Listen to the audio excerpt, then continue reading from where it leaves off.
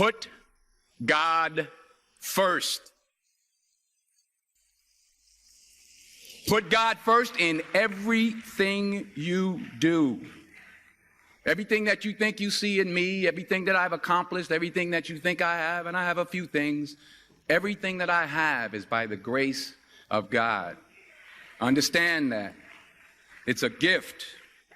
I was sitting in my mother's beauty parlor, and I'm looking in the mirror, and I see behind me this woman under the dryer. And every time she looked up, every time I looked up, she was looking at me, just looking me in the eye.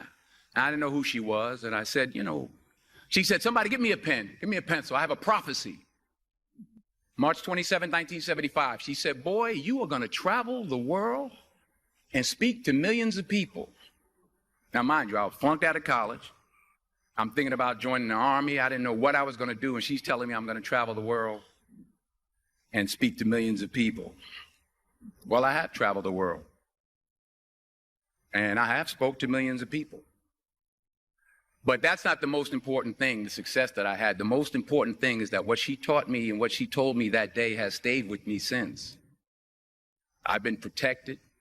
I've been directed. I've been corrected. I've kept God in my life, and it's kept me humble. I didn't always stick with him, but he always stuck with me. So stick with him in everything you do. If you think you want to do what you think I've done, then do what I've done and stick with God. Number 2, fail big. That's right. Fail big. Today's the beginning of the rest of your life, and it can be very frightening. It's a new world out there. It's a mean world out there, and you only live once. So do what you feel passionate about.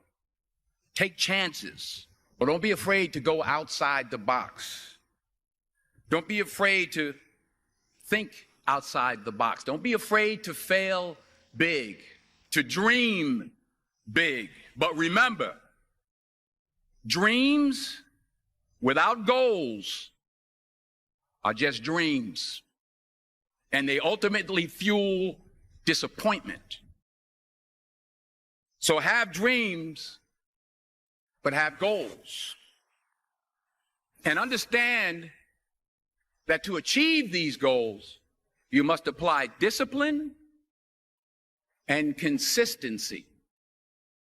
In order to achieve your goals, you must apply discipline, which you have already done, and consistency every day, not just on Tuesday and miss a few days. You have to work at it every day. You have to plan every day. You've heard the saying, we don't plan to fail, we fail to plan. Hard work works. Working really hard is what successful people do. Remember that. Just because you're doing a lot more doesn't mean you're getting a lot more done. Don't confuse movement with progress. My mother told me, she said, yeah, because you can run in place all the time and never get anywhere. So continue to strive, continue to have goals, continue to progress. You'll never see a U-Haul behind a hearse. I'll say it again. You'll never see a U-Haul behind a hearse. I don't care how much money you make, you can't take it with you. And it's not how much you have. It's what you do with what you have. We all have different talents. Some of you will be doctors, some lawyers, some scientists, some educators, some nurses. The most selfish thing you can do in this world is help someone else. Why is it selfish? Because the gratification, the goodness that comes to you, the good feeling that I get from helping others, nothing's better than that. Nothing's better than that. Not jewelry, not big house I have, not the cars, but it's the joy. That's where the joy is, in helping others. That's where the success is, in helping others. Finally, I pray that you put your slippers way under the bed tonight, so that when you wake up in the morning, You have to get on your knees to reach them. And while you're down there, say thank you for grace. Thank you for mercy. Thank you for understanding. Thank you for wisdom. Thank you for parents.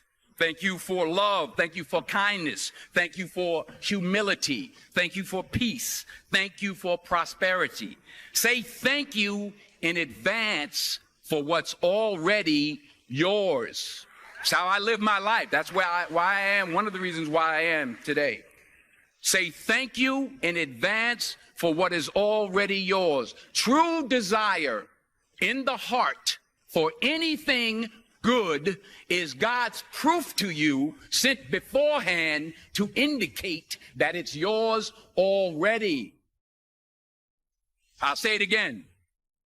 True desire in the heart, that itch that you have, whatever it is you want to do, that thing that you want to do to help others and to grow and to make money, that desire, that itch, that's God's proof to you, sent beforehand already to indicate that it's yours.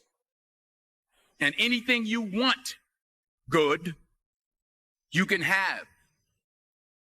So claim it. Work hard to get it. When you get it, reach back. Pull someone else up. Each one, teach one.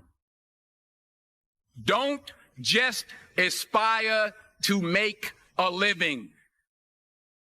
Aspire to make a difference.